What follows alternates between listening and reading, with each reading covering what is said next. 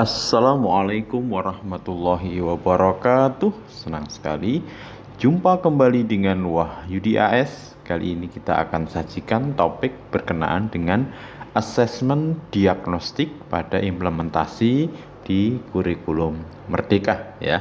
Topik ini disajikan untuk Bapak Ibu guru atau siapapun yang ingin memperdalam terkait dengan implementasi kurikulum Merdeka.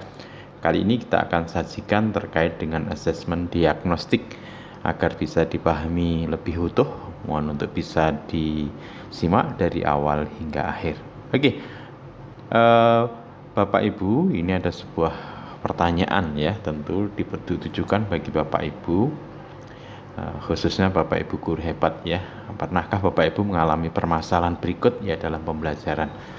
Yang pertama, misalkan siswa yang kurang antusias dalam mengikuti pembelajaran.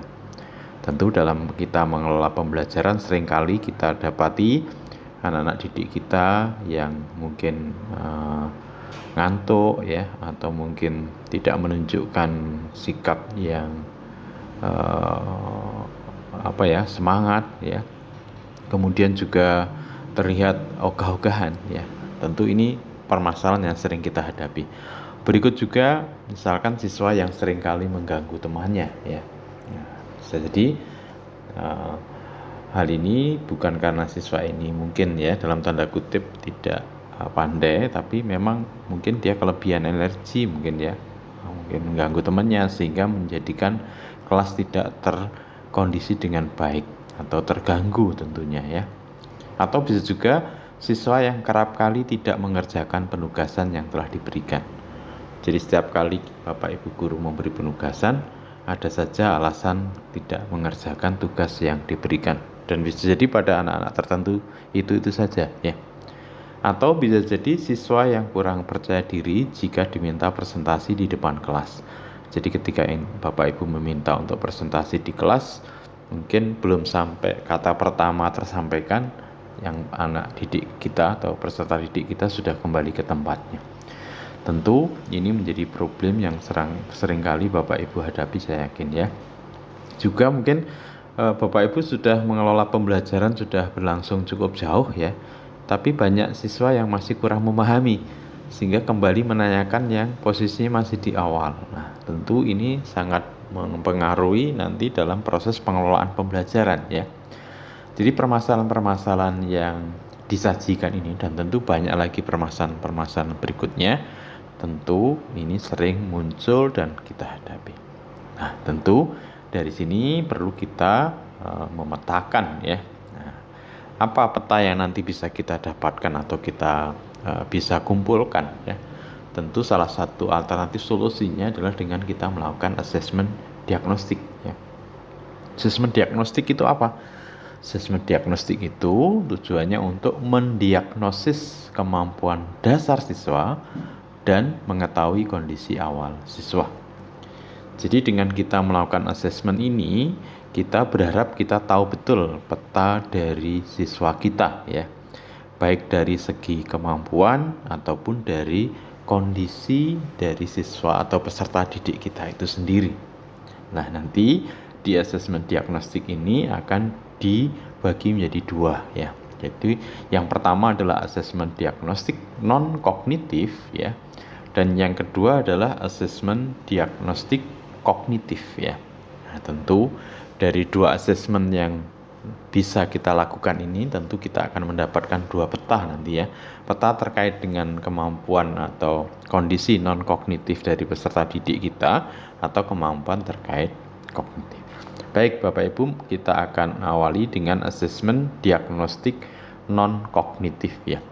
Karena sifatnya non-kognitif, tentu yang diungkap dari asesmen ini yang tidak berkaitan dengan kognitif ya.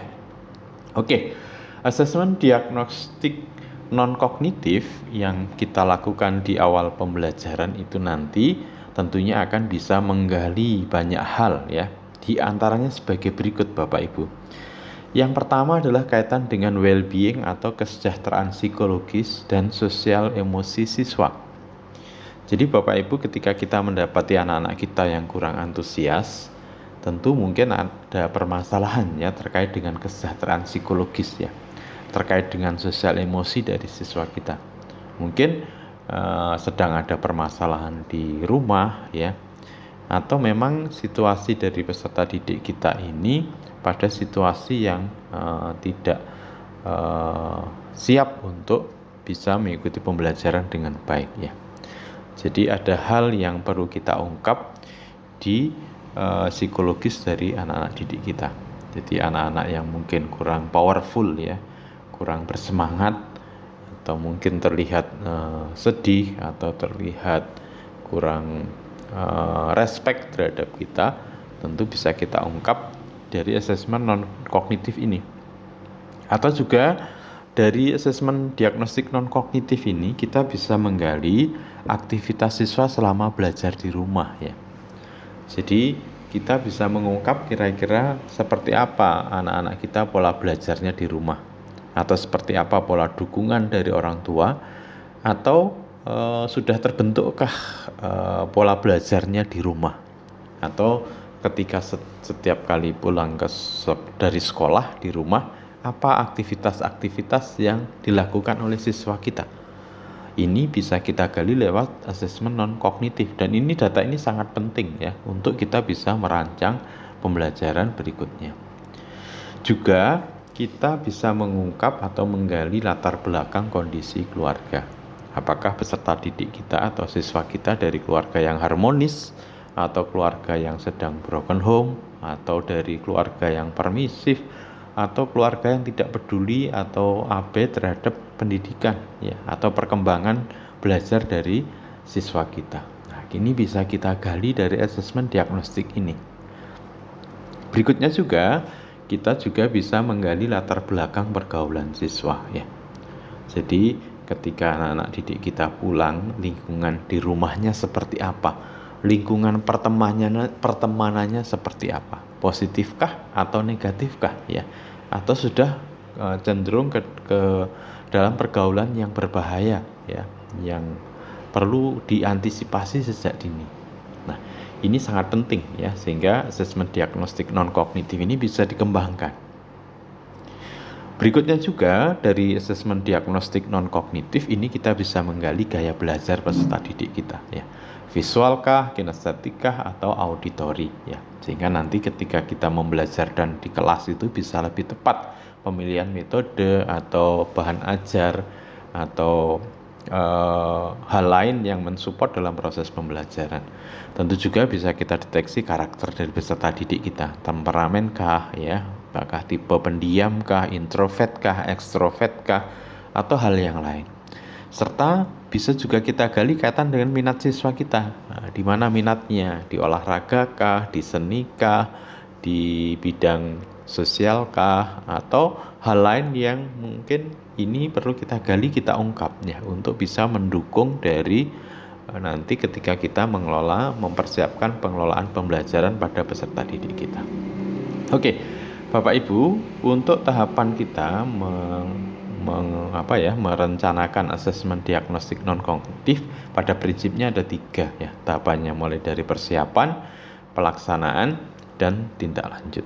Tentu persiapan ini nanti kita menyasar di manakah hal yang mau kita gali pada peserta didik kita, kemudian apa instrumen-instrumen yang dibutuhkan ya, kelengkapan-kelengkapan yang dibutuhkan.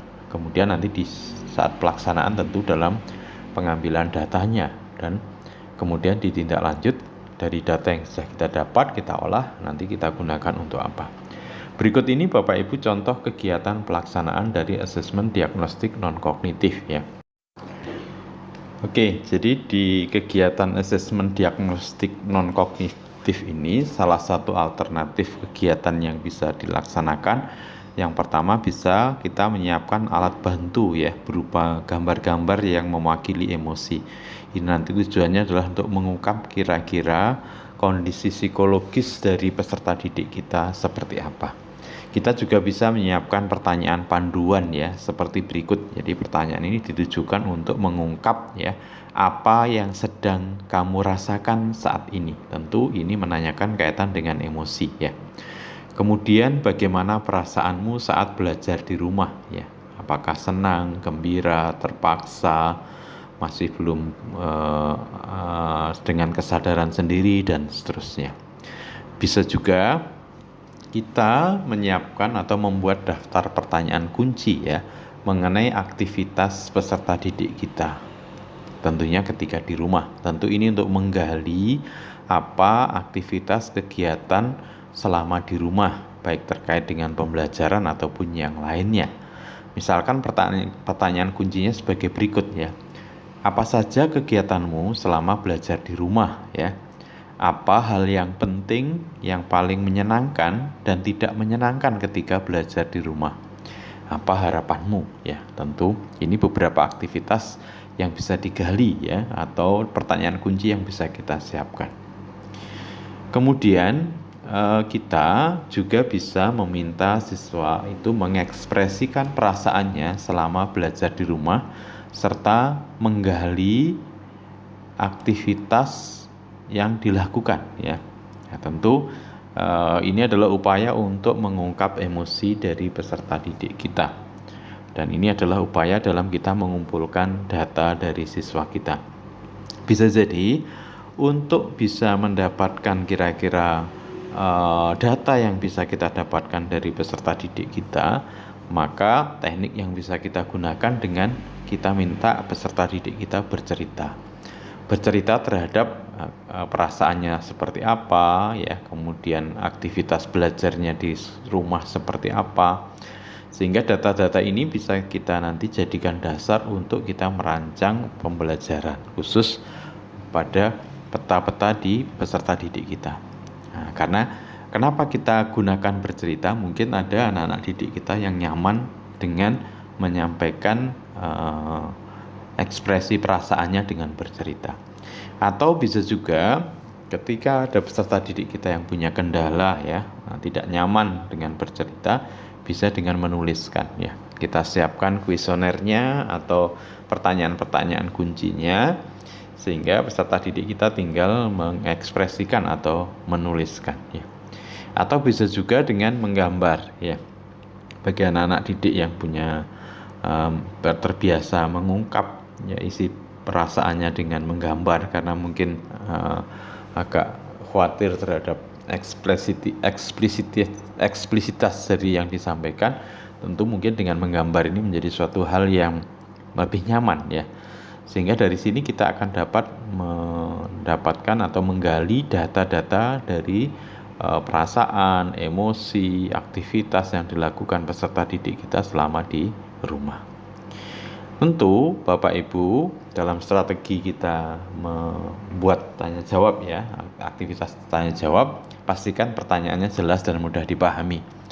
Kemudian menyertakan acuan atau stimulus informasi yang dapat membantu siswa menemukan jawabannya. Jadi stimulus ini menjadi titik acuan nanti untuk menggali data. Dan memberikan waktu berpikir pada siswa sebelum menjawab pertanyaan. Sebagai contoh misalkan saat siswa menjawab pertanyaan, maka akan lebih baik kita berikan penguatan ya. Apakah penguatannya sifatnya bagus, baik, oke, teruskan, lanjutkan. Kemudian juga bisa dengan menggunakan pertanyaan lanjutan ya untuk menggali lebih dalam. Jadi ketika data yang disampaikan mungkin masih belum dalam, kita lanjutkan. Terus seperti apa? Bagaimana selanjutnya? Itu bisa menjadi pertanyaan kunci yang kita berikan. Kalau misalkan jawabannya sudah tidak mengarah pada data yang kita harapkan, bisa jadi kita kembalikan ke fokusnya. Oke, sekarang kita kembali ke pertanyaan yang tadi, misalkan seperti itu ya. Saat siswa balik bertanya, ya tentu saja mungkin siswa balik bertanya. Bisa jadi kita langsung bisa merespon atau menjawab, atau membantu siswa untuk dapat menjawab pertanyaannya sendiri ya. Jadi, menurut kamu seperti apa? Nah, misalkan seperti itu. Kemudian saat siswa kemudian menjawab pertanyaannya lagi, kita bisa coba untuk mengarahkan kembali. Kalau tidak, mahasiswa masih bingung, kita parafrasekan menjadi pertanyaan yang lebih mudah dipahami atau menunggu beberapa saat ya. Ini teknik-teknik untuk bisa kita berkomunikasi dalam hal menggali lewat tanya jawab, sehingga data-data yang kita kumpulkan lebih tepat ya. Oke Bapak Ibu, tindak lanjut yang bisa kita lakukan kalau kita dapati identifikasi siswa dengan ekspresi emosi yang negatif ya, misalkan kurang antusias, di rumah aktivitas pembelajarannya ada yang tidak tepat dan seterusnya, bisa kita ajak berdiskusi empat mata ya. Jadi kita ajak diskusi empat mata untuk memastikan bahwa emosi negatif itu akar permasalahannya bisa kita temukan Bapak Ibu ya. Dan kita kemudian merencanakan tindak lanjut ya. Dan ini menjadi sebuah alternatif ya, apakah kita cukup mengkomunikasikan dengan siswa kita yang bersangkutan atau perlu ditindaklanjuti dengan pertemuan atau berkomunikasi dengan orang tuanya jika diperlukan ya. Nah, sehingga nanti kita bisa ada dukungan support ya, ekspresi emosi negatif atau aktivitas negatif atau latar belakang yang tidak pas itu bisa segera ada solusinya. Kemudian hal ini kita perlu ulang ya, pelaksanaan asesmen non-kognitif ini dari awal. Jadi menjadi sebuah bentuk circle ya. Oke, selanjutnya Bapak Ibu berkenaan dengan asesmen diagnostik kognitif ya. Kalau non-kognitif tadi lebih mengarah pada menggali emosi, aktivitas belajarnya di rumah, kegiatannya di rumah, support dari orang tua, latar belakang keluarga, gaya belajar, karakter ya, kemudian juga hal-hal yang menjadi supporting system nanti untuk sukses belajar di bidang non kognitif. Kali ini di bidang kognitif Bapak Ibu ya. Untuk asesmen diagnostik kognitif itu bertujuan untuk mendiagnosis kemampuan dasar siswa dalam topik sebuah mata pelajaran. Jadi di sini mendeteksi kemampuan dasar siswa dalam topik yang akan dipelajari dari suatu mata pelajaran. Asesmen diagnostik non kognitif dapat dilaksanakan secara rutin ya, yang disebut dengan asesmen diagnostik kognitif berkala. Bisa di awal pembelajaran, di akhir setelah guru selesai menjelaskan dan membahas topik dan waktu yang lain. Dan juga asesmen diagnostik kognitif ini bisa berupa asesmen formatif maupun asesmen sumatif ya. Oke, tujuannya apa? Satu, mengidentifikasi capaian kompetensi dari siswa. Kemudian juga menyesuaikan pembelajaran di kelas dengan kompetensi rata-rata siswa. Jadi nanti setelah kita melakukan diagnostik kognitif assessment ya, nanti bisa kita tentukan rata-rata kompetensi siswa itu seberapa. Nah, sehingga kita menjadikan ini sebagai acuan ketika kita merancang atau mempersiapkan pembelajaran. Kemudian memberikan kelas remedial atau pelajaran tambahan kepada siswa yang kompetensinya di bawah rata-rata. Nah, ini tujuannya dari asesmen diagnostik. Jadi mengidentifikasi capaian kompetensi siswa, menyesuaikan pembelajaran di kelas dengan kompetensi rata-rata siswa. Jadi ketika kita menemukan di mana letak rata-rata kompetensi, maka di situ kita bisa menyesuaikan proses pembelajaran yang kita rancang dan bisa merancang untuk kegiatan remedial ataupun mungkin pengayaannya. Oke. Tahapannya sama, persiapan, kemudian pelaksanaan, dan tentunya tindak lanjut ya. Oke, Bapak Ibu, ini adalah salah satu contoh alternatif di asesmen diagnostik kognitif. Misalkan kita membuat jadwal pelaksanaan asesmen, kemudian mengidentifikasi materi asesmen berdasarkan penyederhanaan kompetensi dasar yang disediakan oleh Kementerian Pendidikan dan Kebudayaan. Kemudian yang ketiga, menyusun pertanyaan sederhana ya. Ini alternatif ya. Nanti pertanyaan sederhana ini bisa misalkan 2 pertanyaan sesuai kelasnya dengan topik capaian pembelajaran baru, 6 pertanyaan dengan topik 1 kelas di bawah, 2 pertanyaan dengan topik 2 kelas di bawah. Jadi ini ada alternatif ya. Kita buat 10 pertanyaan, 2 itu sesuai kelasnya, tentu di capaian pembelajaran baru yang belum diajarkan ya. 6 pertanyaan dengan topik 1 kelas di bawahnya, berarti yang sudah diajarkan sebelumnya, dan 2 topik di bawahnya. Sesuaikan pertanyaan dengan topik prasyarat untuk bisa mengikuti pembelajaran di jenjang yang akan dilalui atau yang sekarang ini. Oke Bapak Ibu, di sini nanti kita akan memberikan asesmen untuk semua siswa di kelas ya, baik yang belajar tatap muka maupun yang belajar di rumah. Ini tentu ya kalau situasinya tidak memungkinkan untuk belajar offline ya. Oke. Berikutnya bisa kita lakukan kegiatan tindak lanjut ya. Misalkan setelah kita melakukan pengolahan hasil asesmen buat penilaian yang kategorinya paham utuh, paham sebagian, tidak paham. Kemudian hitung rata-rata kelas. Bagi siswa menjadi 3 kelompok, yaitu siswa dengan nilai rata-rata kelas akan mengikuti pembelajaran dengan alur tujuan pembelajaran sesuai dengan fasenya.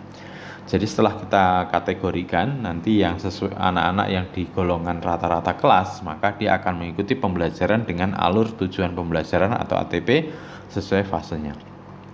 Siswa dengan nilai di bawah rata-rata, maka kita rancang dengan pembelajaran yang diberikan pendampingan, ya, khusus di mana dia tidak memahami pada kompetensi yang belum terpenuhi. Siswa dengan nilai atas rata-rata mengikuti pembelajaran dengan pengayaannya. Kemudian lakukan penilaian pembelajaran topik yang sudah diajarkan sebelum memulai topik pembelajaran baru untuk menyesuaikan pembelajaran sesuai dengan rata-rata kemampuan siswa. Kemudian ulangi proses diagnosis ini dengan melakukan asesmen formatif, ya, dengan bentuk dan strategi yang variatif sampai siswa mencapai tingkat kompetensi yang diharapkan, ya. Oke, nah ini yang perlu penting Bapak Ibu, ya, guru menyesuaikan aktivitas dan materi belajar di kelas dengan peningkatan rata-rata semua murid di kelas, ya. Oke, berikut ini adalah contoh soal hingga tindak lanjut, ya Bapak Ibu, kaitan dengan asesmen diagnostik kognitif untuk asesmen awal matematika kelas 3 SD. Tujuan pembelajaran yang akan diujikan menjelaskan dan menentukan panjang termasuk jarak, berat dan waktu dalam satuan baku yang berkaitan dengan kehidupan sehari-hari.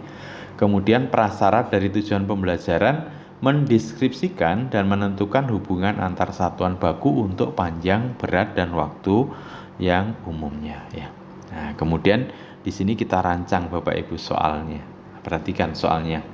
Di sini diberikan ada pensil yang diukur dengan penggaris. Nah, di sini diberikan ujungnya di 10, kemudian awalannya di 3. Pertanyaannya panjang pensil adalah berapa? Tentu ketika memberi jawaban 7, 10 dan 3 ini dengan berharap distraktornya berjalan Bapak Ibu, ya. Harapan dari soal ini untuk anak yang paham, betul-betul paham, ya, nanti ukuran pensil ini dari 3 ke 10, ya. 7 tentunya, bukan 10 atau bukan 3. Sehingga nanti ketika jawaban anak itu A atau 7, berarti kesimpulannya dia paham utuh, ya. Kalau paham utuh berarti pembelajaran dapat dilanjutkan pada kompetensi dasar berikutnya tentang hubungan antar satuan baku, yaitu panjang, berat, waktu, serta data dan penyajian dalam diagram gambar di kelas 3. Tapi kalau jawabannya adalah B, 10, berarti anak ini belum utuh pemahamannya. Ini lupa bahwa pangkalnya ini tidak di 0, ya. Apalagi menjawab di C, nah, tentu tidak paham, ya. Dengan kondisi seperti ini nanti tindak lanjutnya adalah memberikan pembelajaran remedial dengan menekankan pada cara mengukur panjang benda dengan menggunakan alat ukur baku panjang seperti mistar, meteran, dan lain-lain. Jadi diulang untuk kita ajarkan kembali cara untuk mengukur dan membaca seberapa panjang dari pensil ini. Ikut tadi Bapak Ibu contoh asesmen diagnostik kognitif yang kita rancang ini khususnya di kelas 3 SD untuk matematika. Mudah-mudahan topik bahasan berkenaan dengan asesmen diagnostik ini bisa membantu bagi Bapak Ibu untuk bisa mempersiapkan merancang pembelajaran dengan lebih baik lagi. Terima kasih, mohon maaf. Assalamualaikum warahmatullahi wabarakatuh.